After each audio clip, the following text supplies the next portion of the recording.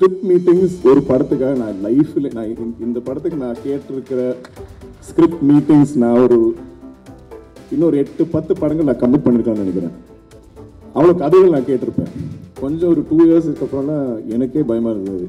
மச்சான் ஃப்ரெண்ட்ஸ், ஆனால் நீங்கள் என்ன மாற்றுவீங்களா, வேற யாராவது போடுவீங்களா இந்த படத்தில், நான் வெயிட் பண்ணுறேன், பரவாயில்ல நீங்கள் எழுதுங்க, இப்படி இருப்போம். எல்லாருக்கும் ஒரே பயம் தான். ஏன்னா இவ்வளோ நம்ம ஆசையாக கேட்டு பிடிச்சி இவ்வளோ இன்வெஸ்ட் பண்ணி, இவ்வளோ டைம் இன்வெஸ்ட் பண்ணி இதுக்கப்புறம் ஏதாவது சேஞ்ச் வந்து நம்ம கிட்ட இந்த படம் போயிடுமா அந்த மாதிரி பயம் தான் இருந்தது. ஆக்சுவலி இந்த படம் டிலே ஆகிறதுக்கு ஐ திங்க் இவ்வளோ என்ன பிரச்சனைனா, செல்வா எந்த டிரெக்ஷன் வேணால் எழுதலாம். இப்போ நம்ம ஒரு நரேஷன் கேட்டு மொத்தம் நல்லா இருக்குது, ஆனால் இந்த ஒரு ஏரியா நம்ம கொஞ்சம் ஏதாச்சும் கொஞ்சம் ட்வீக் பண்ணலாமா, பண்ணலாமே. ஆனால் அந்த ஏரியா வச்சு அவர் எழுதி வேறு எங்கேயோ போயிடுவார். அப்போ படம் திரும்ப மாறிடும். மச்சான் இல்லை அது ஓகே, சரி இப்போ எப்படி நம்ம முதல்ல நமக்கு பிடிச்சோமே அந்த வருஷத்துக்கு எப்படி திருப்பி கூட்டிட்டு வர படத்தை, மச்சான் இது சேஞ்ச் பண்ணி திருப்பி அங்கேயே வந்துடலாம், அப்படியா ஓகே மச்சான். ஆனால் அதில் கூட இன்னொரு டேர்ன் இருக்கும், வேறு எங்கேயாவது போய்டும். இதுதான் நாங்கள் 4-5 வருஷமாக பண்ணிட்டு இருக்கோம். நான் இவ்வளோ ஸ்கிரிப்ட் மீட்டிங்ஸ் ஒரு படத்துக்காக நான் லைஃப்பில் நான் இந்த படத்துக்கு நான் கேட்டிருக்கிற ஸ்கிரிப்ட் மீட்டிங்ஸ் நான் இன்னொரு 8-10 படங்கள் நான் கமிட் பண்ணியிருக்கேன்னு நினைக்கிறேன். அவ்வளோ கதைகள் நான் கேட்டிருப்பேன். ஏன்னா ஒரு காந்தா மீட்டிங்னா லெஸ் தென் 5 hours இருக்கவே இருக்காது. அந்த மாதிரி ஒரு 10-12 மீட்டிங் பண்ணிருப்போம். நீங்களே கணக்கு போடுங்க. நான் 50, 60, 70, 80 hours கேட்டிருக்கோம். அது ஒரு பாயிண்ட்லாம் மச்சான் நம்ம இந்த படம் பண்ணுவோமா, ராணாக்கு நான் எல்லாருக்கும் சண்டை போட்டிருக்கேன்.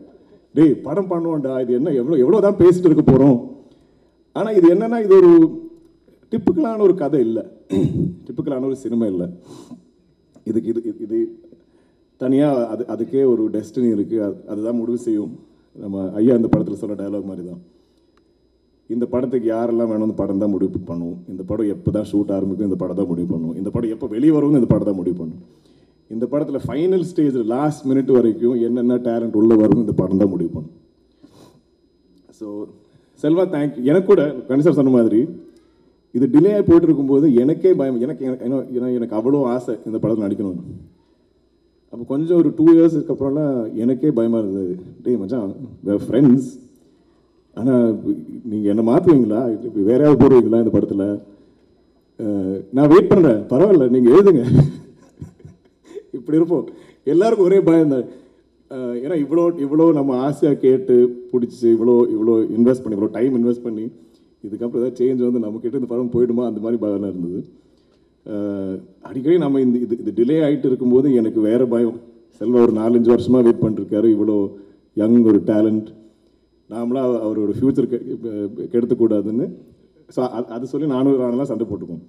பட் ஐ திங்க் த கோல் இந்த படத்து மேலே எங்களுக்கு எல்லாம் அவ்வளோ ஆசை, அவ்வளோ நம்பிக்கை, இது அவ்வளோ ஸ்பெஷல். இந்த மாதிரி ஒரு சினிமா என் கரியரில் இந்த படத்தில் வந்திருக்கிற நிறைய பேரோட கரியரில் இது ஒரு ஒன்ஸ் இன் லைஃப் டைம் மாதிரி ஒரு cinema, once in life time மாதிரி ஒரு ஆப்பர்ச்சுனிட்டி.